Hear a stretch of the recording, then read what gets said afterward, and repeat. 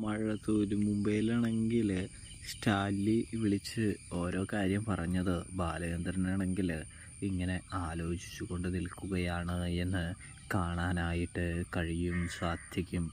ഇതേ സമയമാണെങ്കിൽ നമ്മുടെ അലീന അവിടേക്ക് വരികയാണ്. എന്തായി അച്ഛാ എൻ്റെ പോകുന്ന കാര്യം? അല്ലെങ്കിൽ ഞാൻ കഴക്കൂട്ടത്തെ ഓർഫണേജിലേക്ക് പോയാലോ?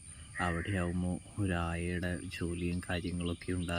അപ്പോൾ ആ ജോലിയും കാര്യങ്ങളൊക്കെ ചെയ്ത് ഞാൻ അവിടെ നിന്ന് കൊള്ളാമെന്ന് പറയുകയാണ്.